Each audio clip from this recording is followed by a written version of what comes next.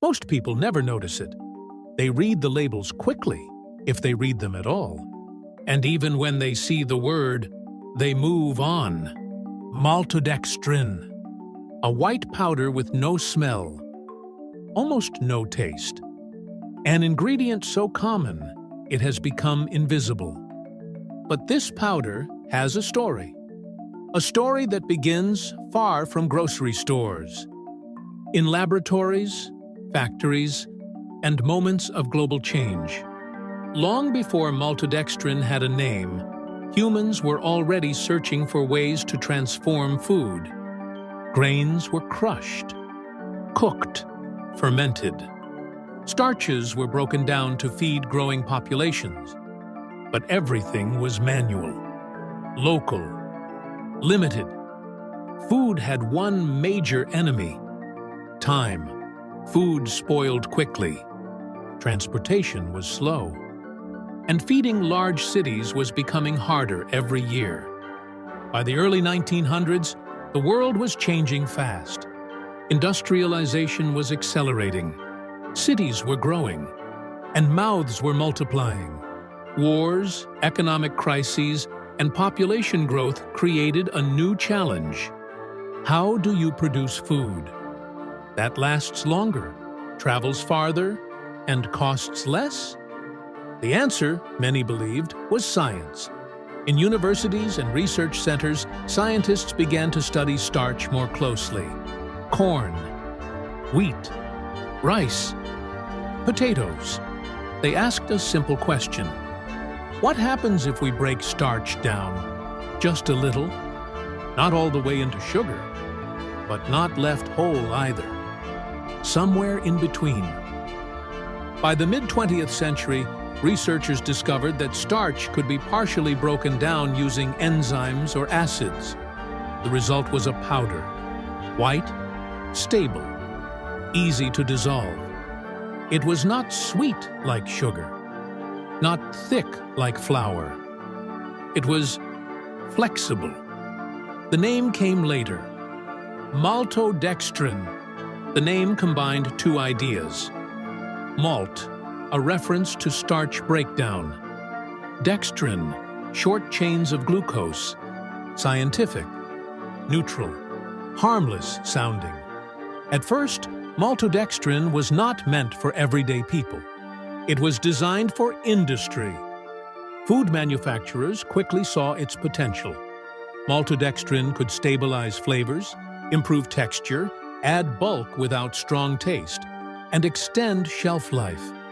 It was cheap, it was reliable, and it worked almost everywhere. Soups, sauces, baked goods, even medical nutrition. What made maltodextrin powerful was how little it changed the food on the surface. Consumers could not taste it, could not smell it, could not see it. And that made it perfect.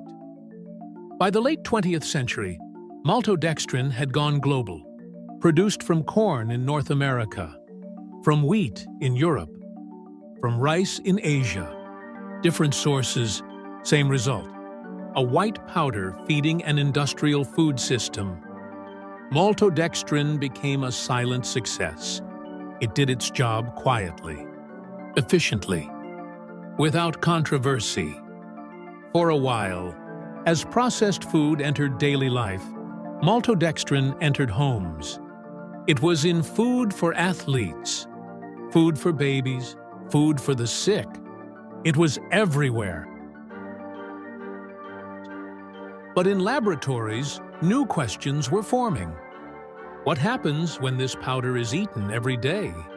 How does the body respond to it? As health problems increased, attention slowly turned toward ingredients, not the food itself, but what was inside it.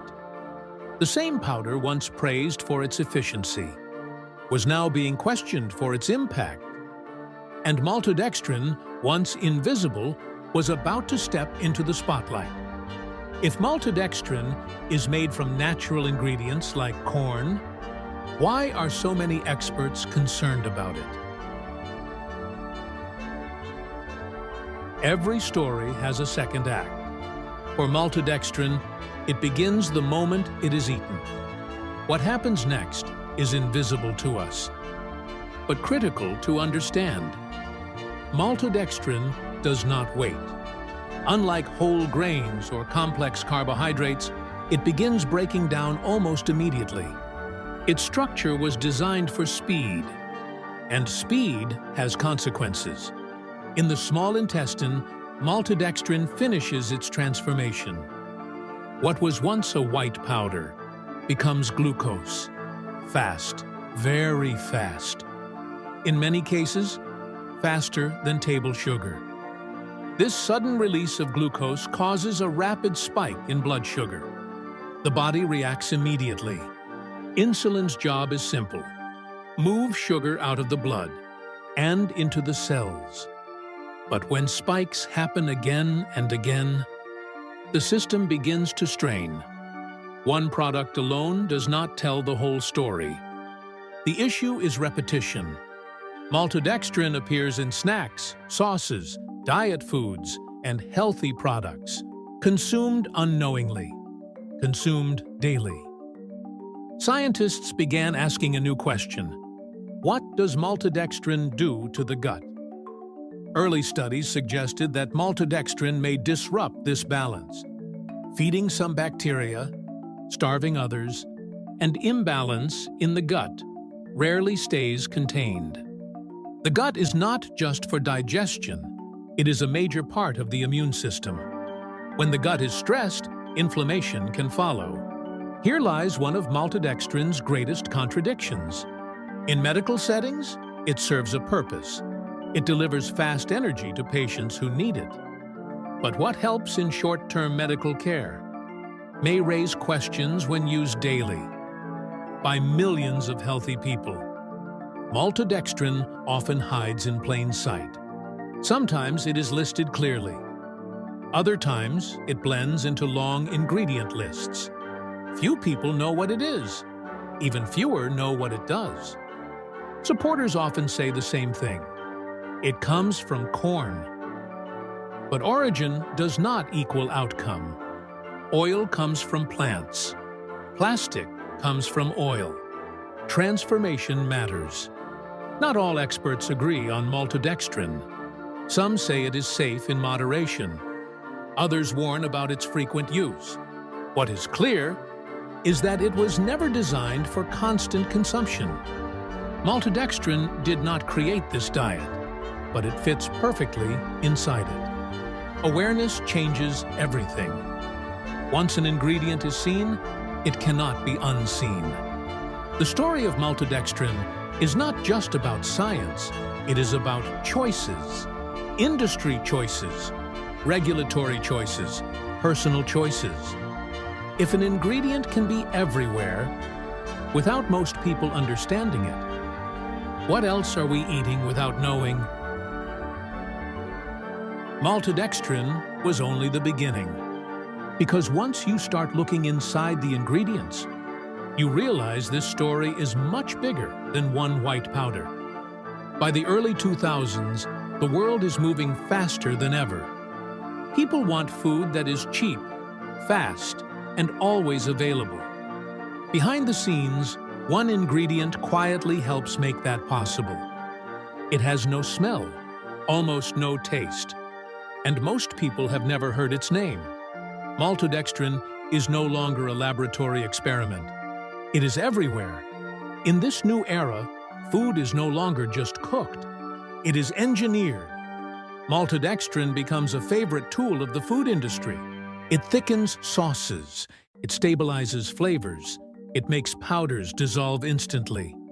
It extends shelf life. For manufacturers, it is almost perfect. Cheap, flexible, reliable. Most consumers do not notice it. Or if they do, they cannot pronounce it. Maltodextrin does not sound dangerous. It does not sound like sugar. But chemically, the body often treats it like one, sometimes even faster. As the years pass, scientists begin asking new questions. How does maltodextrin affect blood sugar? How does it interact with gut bacteria?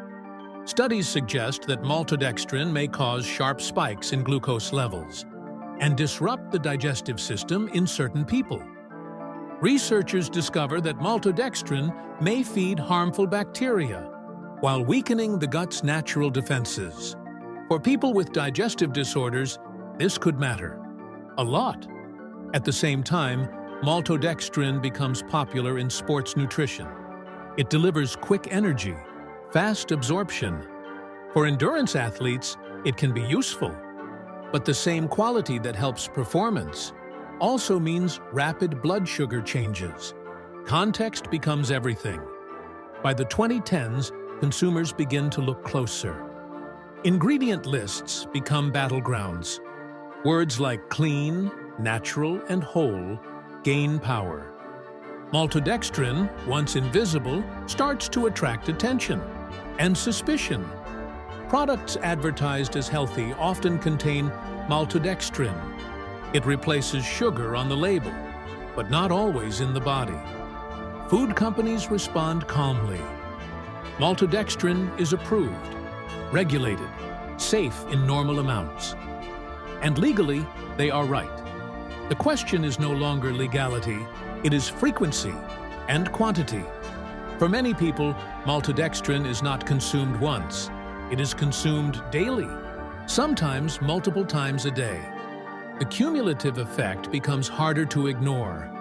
Maltodextrin is not poison. It is not a villain with a face. It lives in the gray area, between convenience and consequence. Its impact depends on lifestyle, health, and awareness. The story of maltodextrin is also the story of modern food. Efficiency over tradition, scale over simplicity. Children grow up consuming ingredients their grandparents never encountered. The long-term effects are still being studied. The real shift begins here, not in factories or laboratories, but in awareness. Knowing what maltodextrin is, where it appears, and why it is used. From cornfields to laboratories, from wartime innovation to everyday diets, maltodextrin has shaped the way the world eats, quietly, efficiently, invisibly. The question is no longer what maltodextrin is. The question is how much of our food system depends on ingredients we barely understand. And once you start reading labels, there is no going back.